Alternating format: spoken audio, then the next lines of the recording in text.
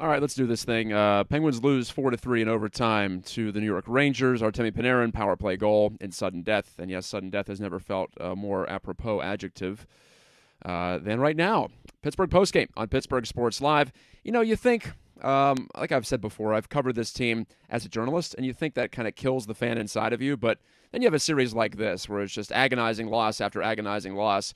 To close the series, the Penguins blew what, 3 separate leads in this series, or pardon me, in the last 3 games of the series. Actually blew a lead in game 3. They had opportunities to win essentially every game in this series, I guess the exception of game 2. But they proved they were the better team than the Rangers, and I will go to my deathbed believing that, not to get too dramatic. But they didn't win the series, and it wasn't even that Igor Shesterkin stole it. He played well, I think, on balance. I would put him as one of the Rangers' top 3 stars probably in the series, maybe definitely top 4.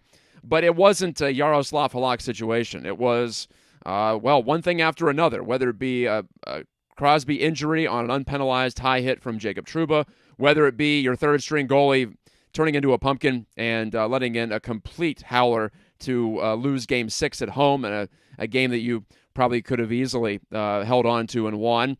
Or Game 7, where you outplay the Rangers on their home ice. You look like a team that's about ready to take control of it. You get a couple of brilliant goals from Jake Gensel and Evan Rodriguez in the second period to go up 3-2. And I thought a pretty solid first 15 minutes of the third period. Of course, periods are 20 minutes long. And even the mistake there, that was another situation where the helmet rule, where you have to leave the ice, or at least players think they have to leave the ice when they lose their helmet, that bites the Pens. Remember, it cost them a game against the Islanders in last year's playoffs when John Marino fled the ice surface and the Islanders immediately scored in a critical game. Well, this time it happened in an even more critical moment. Late stages, Game 7, Pens up a goal, and Marcus Pettersson, was it a penalty against Alexis Lafreniere? Yeah, it should have been. You pull a guy's helmet off, especially with the rule the way it is. I don't see how that's anything but unsportsmanlike conduct, especially in a high-traffic area right behind the net. It's where the referee is looking anyway. But either the referee missed it, I think it was Kelly Sutherland in that side of the ice, or he just decided not to call it. But anyway, Pettersson's got to know that you can put the helmet back on, and the resulting scramble leads to the confusion that ultimately produced Mika Zibanejad's tying goal. But again, John Marino made a terrible play, throwing the puck into traffic in the middle of the ice. And so in a lot of ways, you could say the Pens deserved to give up that goal, and it wasn't a bad break. But I think overall, on the whole, you look at scoring chances, you look at shots, you just look at game flow and the opportunities the Penguins had when you go up 3-1, and say if the Rangers had come back and dominated the last 3 games and they had won each of those games in convincing fashion, I wouldn't be saying anything about luck. I'd be saying how the Pens collapsed and how it was key to lose Crosby at such a critical moment. They were up 2-0 in Game 5 at the Garden. But the Penguins had their opportunities. They were a good enough team to advance, and they just didn't do it. And that's 5 straight series losses for Mike Sullivan as coach of the Penguins and for this core of players. Crosby's not accepted from this list. I give him a pass a lot of times, but not this time. He's been a part of these teams. So is Malkin, who was pretty quiet tonight. And if that's the last game in a Pens uniform, maybe it's appropriate because he just hasn't been the same player. Even with the goals he scored coming back from his injury this year, you just don't see him driving play anymore, and he's not worth the money that they're paying him. So maybe a relief for the Pens and their management, whoever it may be this summer, that he'll be coming off the books, or at least I'm expecting that to happen. Chris Letang, I think, played a pretty good game. Again, though, he screens his own goalie for the second straight game on a power play goal. So, of course, he's not blameless. He's not a perfect defenseman. He's not a Norris-caliber defenseman usually, but he's really good, and the Pens are going to miss him if he's not able to be re-signed this offseason. And if you're looking for an early opinion from me, I would go hard after Chris Letang and let Malkin probably take a walk. All right, let's go to your comments. This is, I don't want to be here right now, but we're all going to suffer together, aren't we? NES Addict says, heartbreaker. I feel like Steve Dangle.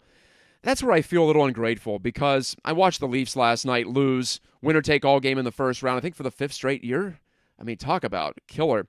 Talk about wanting to give up watching sports, watching hockey, wanting to abandon your allegiance and find some other productive way to spend your time. We all could do that, I'm sure. I'm here yakking into a webcam at 10:30 at night. My parents are over. My kids got baptized this morning. Should be a happy day, but it's not ending on a positive note. And I'm just extremely sad about the state of the era of Penguins hockey. And I really thought this team, all year long, I thought this team had a good chance to do something, if only because they've been motivated to capitalize on what might be their last ride together, the last dance, if you will.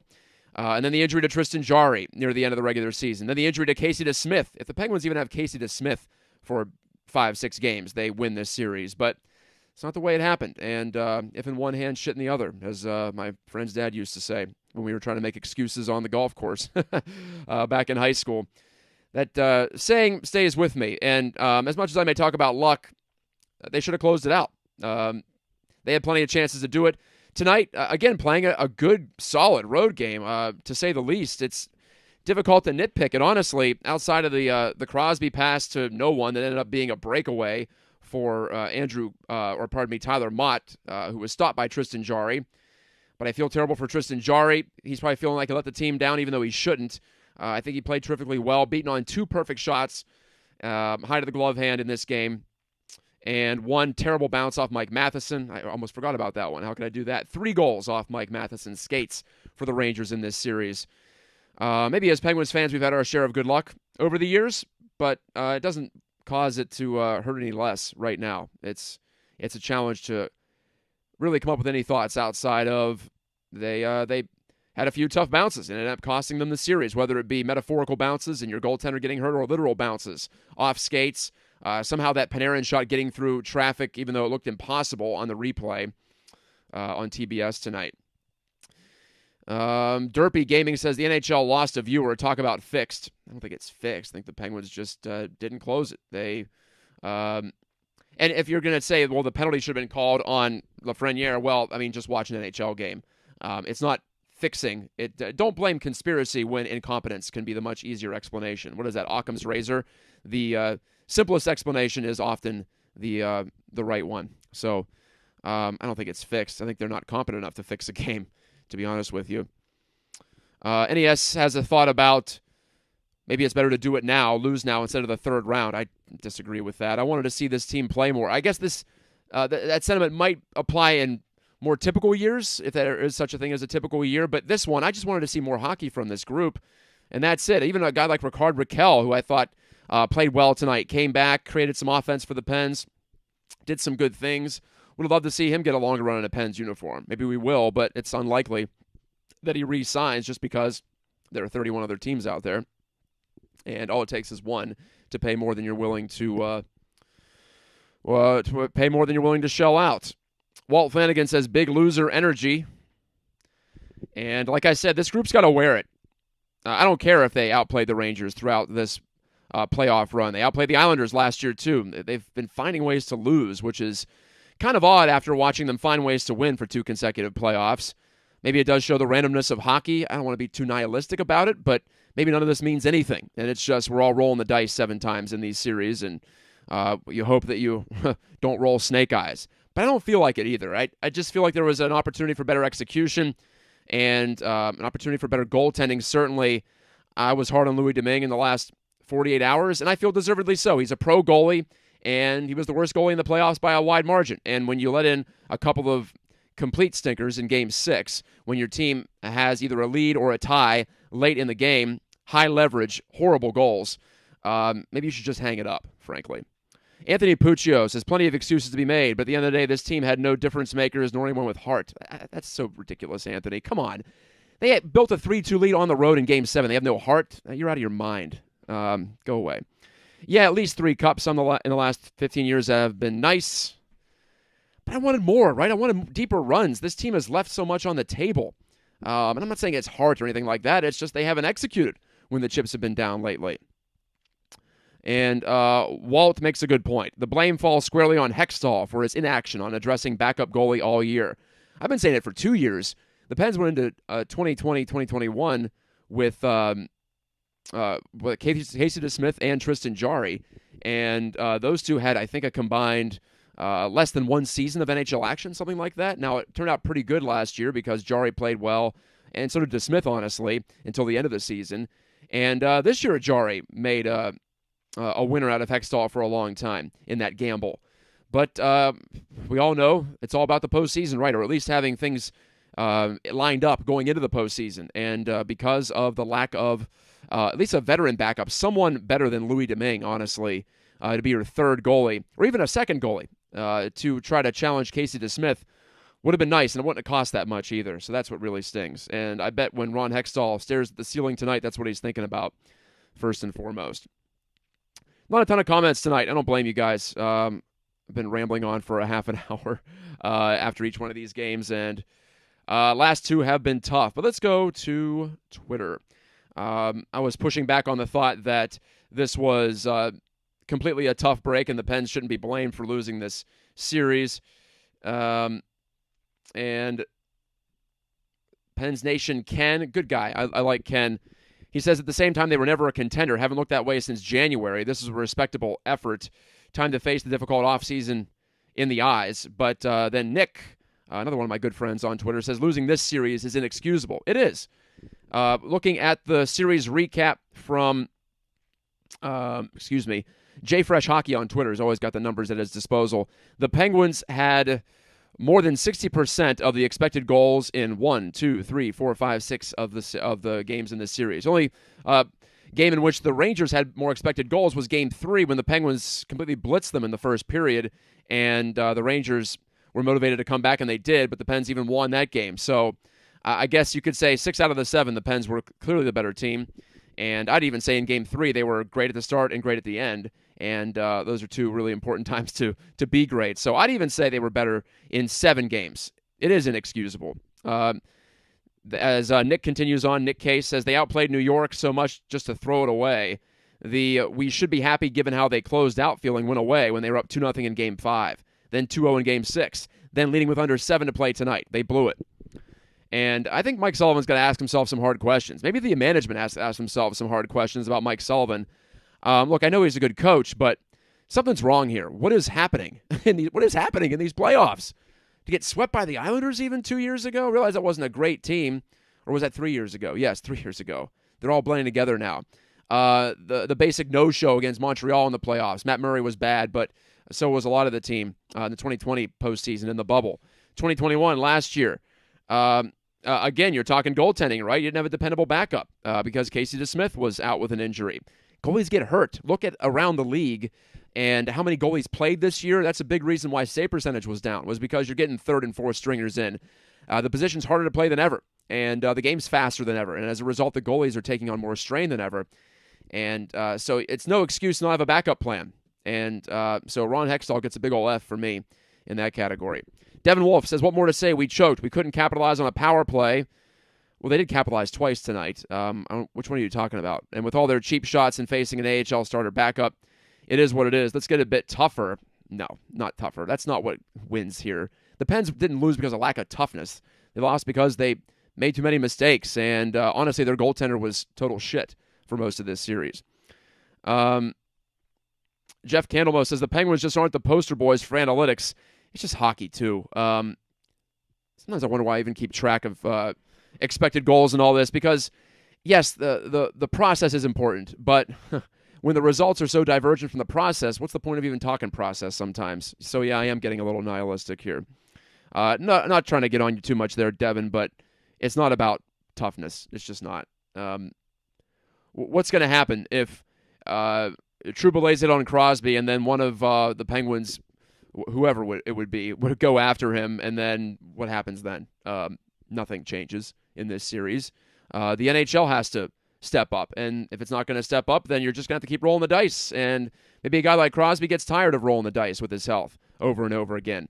Close call this time around, looked good tonight, looked like himself, outside of that one bad pass, like I said, maybe the worst play of his career, nearly cost the Pens the series there, but for the most part, Sid was on the positive end. That top line was buzzing around.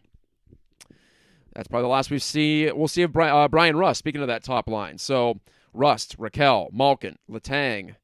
The defense otherwise is going to be able to stay together, but the defense has never been the strength of this team. And the reason defense has been passable for the Pens is they've had someone like Letang to eat up minutes and to make plays and to generally make everything better. NES Addict says, congrats on your kids. Yes, like I said, my kids got baptized this morning, and whole family's in from Pittsburgh. I live up here in Grand Rapids, Michigan right now, so I kind of feel alone watching these games. My wife doesn't care very much. My older son was rooting for the Rangers to tick me off this series, so he'll be happy when I wake him up in the morning, I guess. Anyway, I guess my wife will be happy to have me back. It's been an emotional last couple of weeks. This series took it out of me. I don't know about you guys and gals, but that was the most emotional series I've been through in a long time. Just the wild swings. And I tweeted before the game, Game 7s usually aren't that good, just objectively speaking. Teams are tight. They focus on defense overall. Usually plays aren't being made, but in this game, I thought plays were made. And it hurts to waste those two amazing goals from Gensel, literally kicking it upward to his stick and batting it in just below the height of the crossbar. And Evan Rodriguez making up for that Game 6 penalty. What a story that would have been if he would have been the one to get the game-winning goal. And again, the what-ifs just pile up and pile up and pile up. Brock Buckley says we need a goaltender. I think Tristan Jarry is the goaltender. We need a second goaltender, perhaps. Kapanen needs to be better. And, yeah, they're paying Kapanen way too much money to basically make a good play once every 3 games. And I think he was solid in this series. He was playing a good series process-wise. But even when he gets a chance early in overtime to get a shot on net, Trouba pokes it off his stick. It's just like it's always almost but not quite there for Kasperi Kapanen. Maybe that's the story of his NHL career. And, good to see NES Addict say it was pretty emotional. This series tore me up. I think it's mostly because of the fact that it's almost certainly the end of the era, the end of the Big Three, and the, I guess, anticipated sadness that comes with that. Regardless of what happened this playoff, even if they go all the way and win the Cup, it's going to be difficult to watch this era pass by. But when you see a team that's playing really well in the first round and even go up 3-1 and be tearing things apart, and partially because of a dirty hit by a defenseman who's actually getting a track record for dirty hits, wasn't penalized at all, either in the game or after the game, and just more like we saw in the regular season even, lapses in concentration. Again, like tonight, I know it was off Matheson's skate, but the Pens take a 2-1 lead, and the Rangers come right back and tie it up. So I guess appropriate that we have one of those quick response goals for the Rangers in this series to help decide it, in addition to a power play goal against, as the PK generally collapsed late in the season. I think mostly because Jarry wasn't back there to help bail them out. Sender Koya said the Rangers just have their number in the regular season as well. What about 2016? The Pens blitzed them and knocked them out in 5, which is what should have happened this year, just considering how outplayed the Rangers were. And the Rangers have high-end talent, so they can be outplayed. And they have the great goalie, so they can be outplayed. It's part of actually the plan here. I don't know if they want to be outplayed by this margin. I know they don't. I think tonight was something like 90% likelihood the Penguins will win if they pile up that much of an advantage in expected goals. So that wasn't the plan for the Rangers. And I think the Hurricanes are going to take care of them because they're a little bit deeper than the Pens. And but you know what? The Rangers could easily make a run here because Shesterkin got through a series in which he struggled in the middle, but was strong at the start and at the end. And the Rangers got away with 1. Got away with 7, in effect, here, or at least 4 in the games they won. And you never quite know when they start playing better. They play better defensively late in the season, but they didn't look like it in this series. And I thought their inexperience showed, and they still won the series. Just it's a kick in the crotch. Certainly is. Jeff talking about Sullivan. Do you fire him? Honestly, that sounds so silly because I was just singing his praises a couple of games ago. And I've been a Sullivan backer, even through all this trouble. But at what point do you start to say, maybe the message is just not getting through? Or you look at a play like John Marino's here in the third period tonight, where he's just tossing the puck to the middle. I realize the Pens can look amazing when the system's on, but when it's off, they can look terrible, especially defensively. And we've seen this going back to the attempted three-peat year. Back when I was covering the team, if you're not playing with total commitment and total cohesion, there can be a lot of holes at the back end. And maybe that was just the way to play, and maybe Sullivan was just throwing his chips in the table there and saying, we're a better offensive team than defensive teams. We're going to lean into the offense. So I get that. And perhaps in a cap era, you just can't find a perfect roster construction. And I do agree with that. And you look at a team like the Chicago Blackhawks, they've fallen off the cliff. The LA Kings missed the playoffs for 5 straight years. It's not easy to do what the Penguins have done and make the playoffs over and over again, but perhaps they would have been better served to miss the playoffs one of these years even and get themselves a little bit of a reset and an opportunity to say, well, maybe we've done some things wrong and maybe there's time for a slight adjustment, even just a slight adjustment.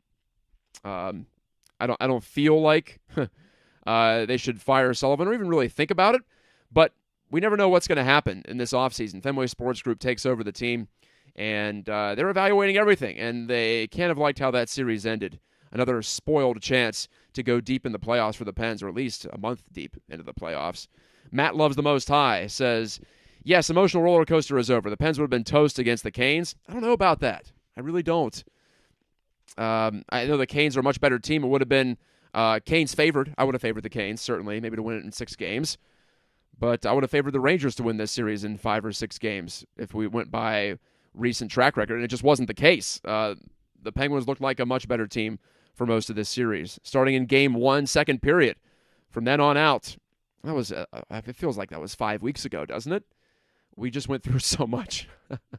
We really have. If you got through this series, pat yourself on the back. Have you watched every minute of it? I feel like I lived and died about 25 separate times. But here we are, talking about another Penguins postseason series loss. It seems better than that, man. How many first-round exits have Crosby and the Penguins had? You've got to have that be a demerit against them. I make it a demerit, for sure. First year against the Senators, okay, young team. Sens were on their way to the Cup final. Probably could have won the Cup final easily. That's one. 2011, no Crosby, no Malkin. Okay, you give them a pass on that. But they led that series 3-1. That 3-1 lead is becoming terrifying, isn't it, over the past 12 years. So they blew that one. They also blew a 3-1 lead against Montreal in 2010. Not to dig up that pass. That was the second round, though. So first-round loss in 07, first-round loss in 11, first-round loss in 12, the ugliest of the Dan Bylsma-era series. First round lost in 15. That team barely made the playoffs. Maybe that was the year to miss the playoffs and get a higher draft pick, but I digress. Cup, and now 1, 2, 3, 4 in a row, including the play-in series in the bubble. You could argue that was a missed playoff year, but the Pens were in playoff position at least when the season was paused, quote unquote, due to COVID. Keith Thomas, hello, Keith. Says, 5 years of really not changing or modifying the core. One would think that major changes are coming. They're definitely coming just because of the salary cap and contracts expiring. So changes are coming. Much like the Maple Leafs, though, I don't know if major changes should be warranted here. At least the Leafs can say they got beaten by a champion. The Penguins got beaten and had a series stolen from them by a bunch of kids, basically, and Zibanejad and Kreider.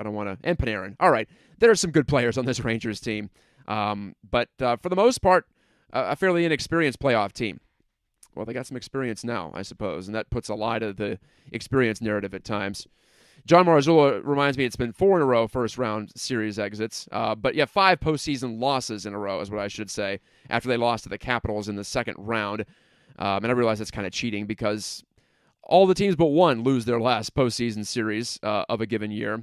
But stay with me, though. That is 5 straight series lost after it was 8 straight series, or 9 straight series, on the winning side for Mike Sullivan.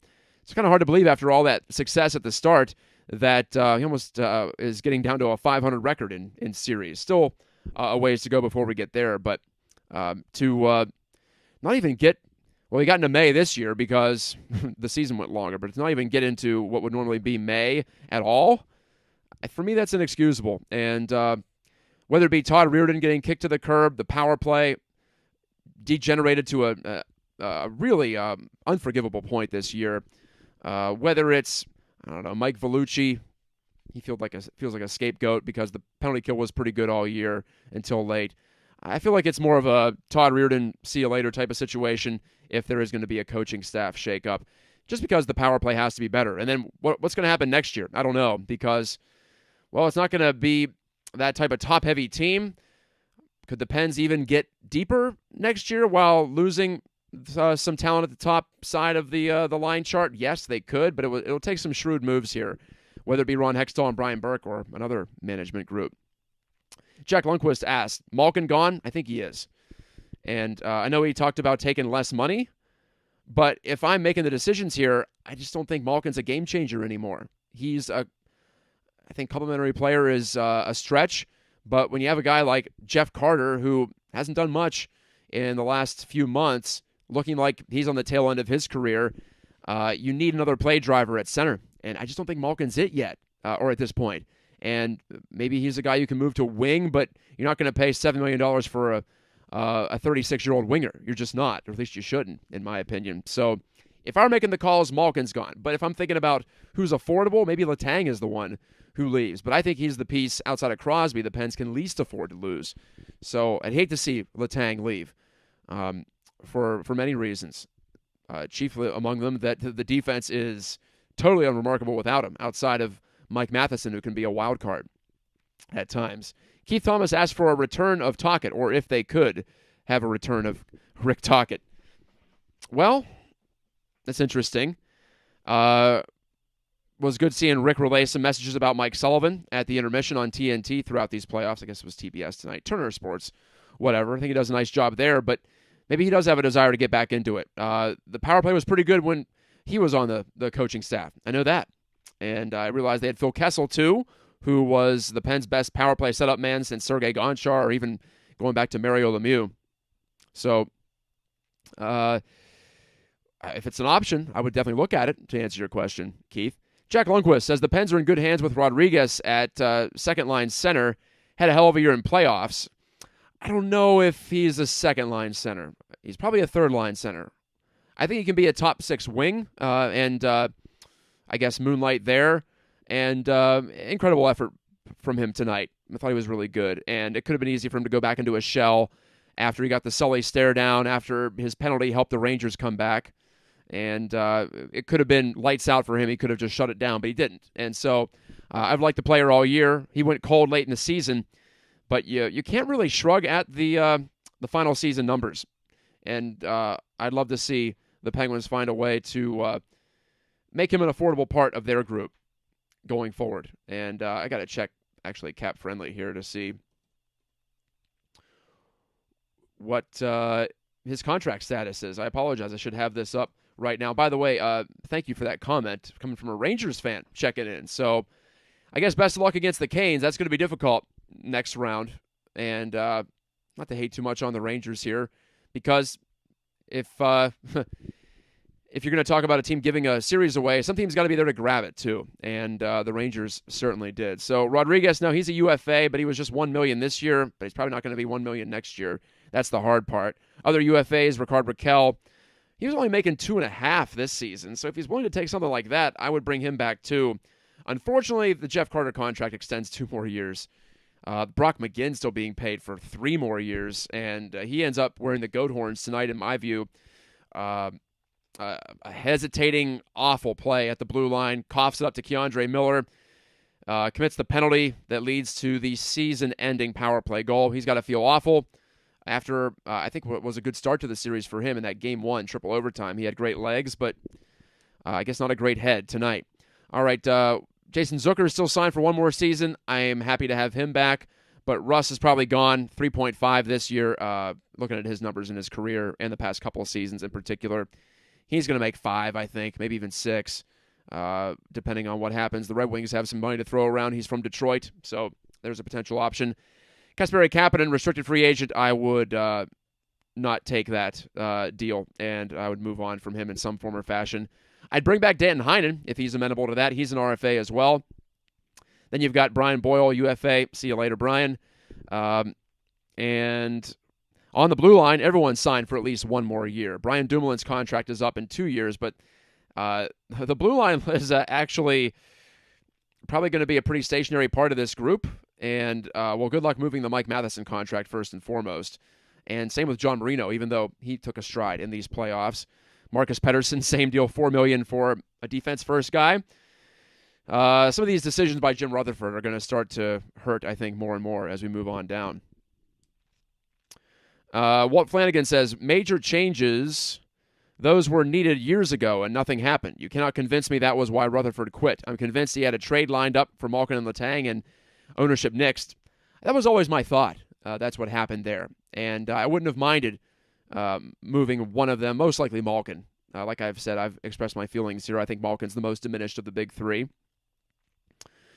But anyway, Teddy Blooger as well. Let me check in on him because he had a nice series too. Okay, he's got one more year at 2.2, so maybe a little overpay there, but you're going to have an overpay whenever it's a free agent type of a situation, which it was when the Pens re-up with him. Henry F. says the Pens always lose once the other team starts to goon it up.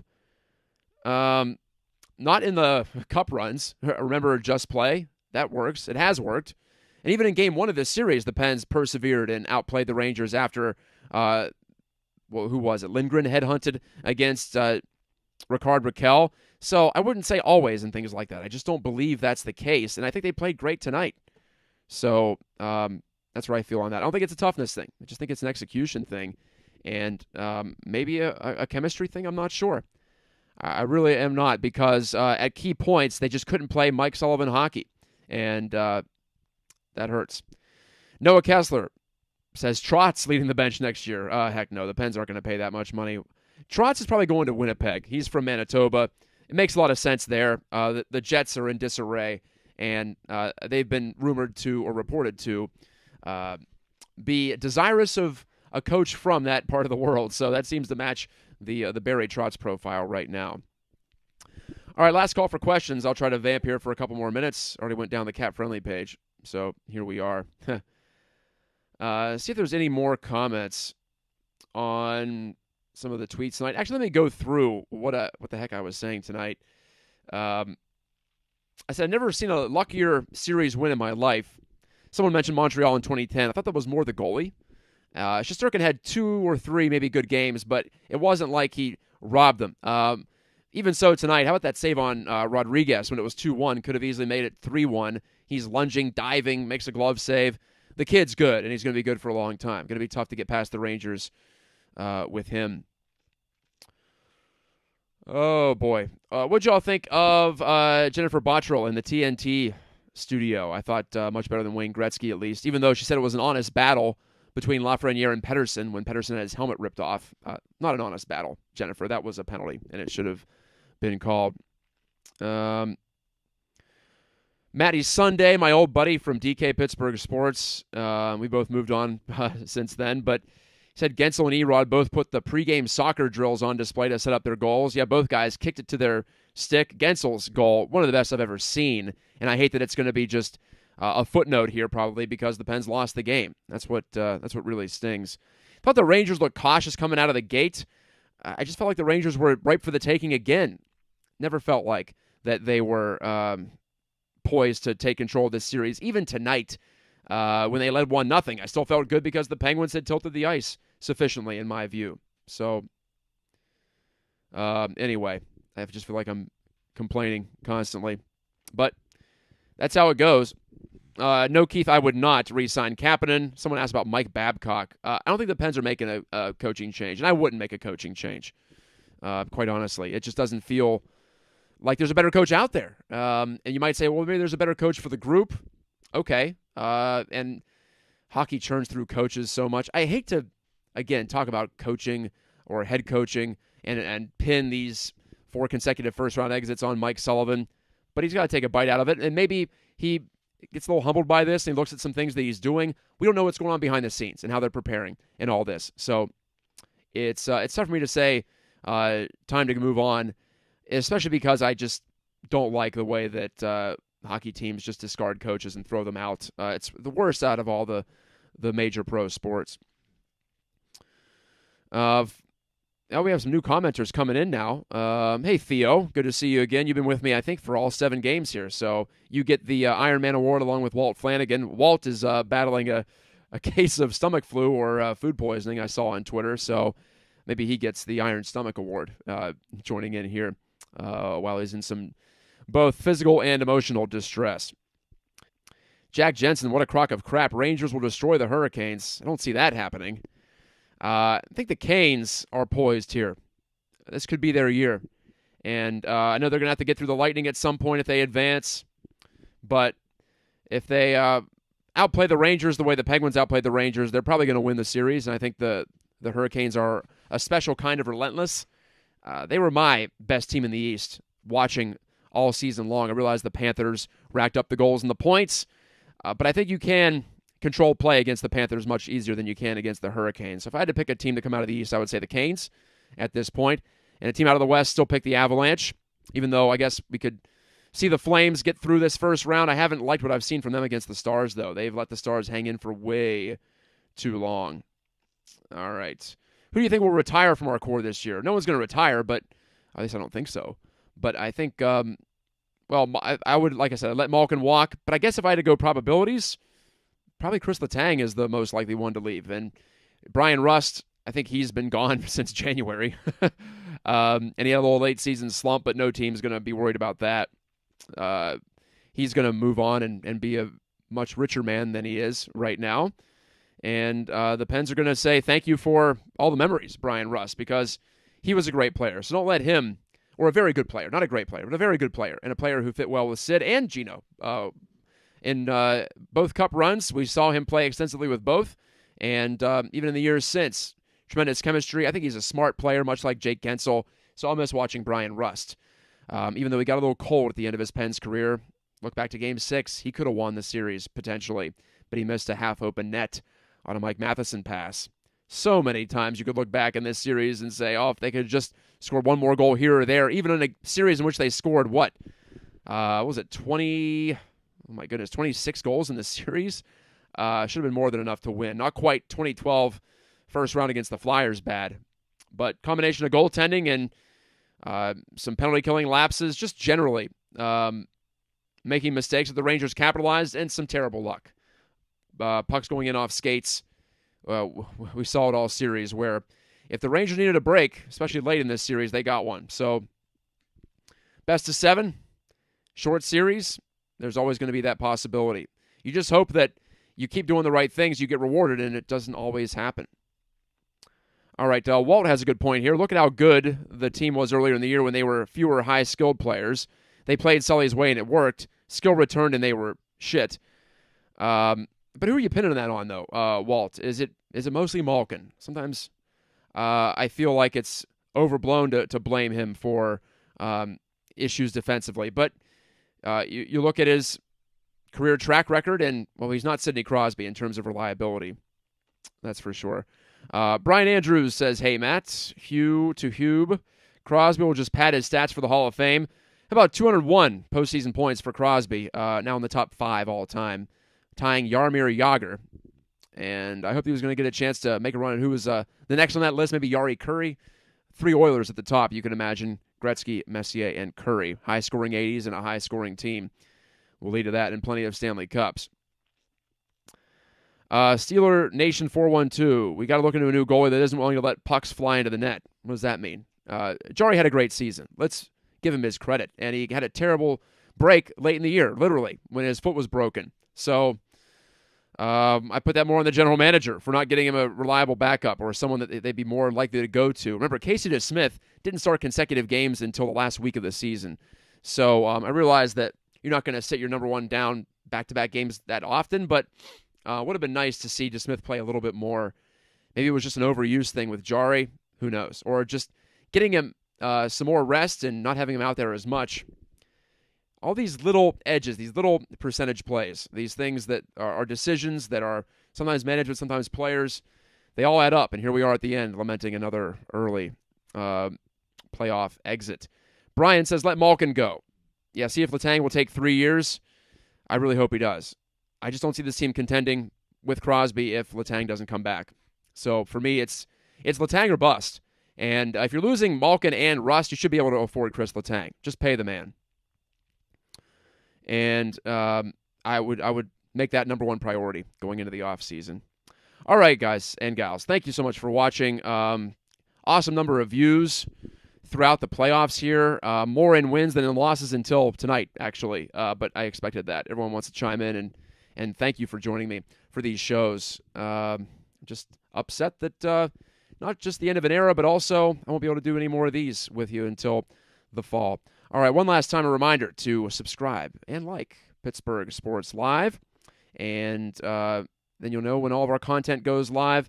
We've got a nice group, and if you're a Pirates fan, there are a few of you still out there. We're doing some occasional Pirates post games. Maybe I'll even chime in And we've got Riverhounds, we've got Pitt, and we've got Steelers coming up in the summer, of course, when they report back to training camp. But not ready to talk about that right now. I'm going to be thinking about this series for a long time, and I hope it's not the last postseason series that we see for a while in Pittsburgh, but it's always a possibility considering who is an unrestricted free agent this summer.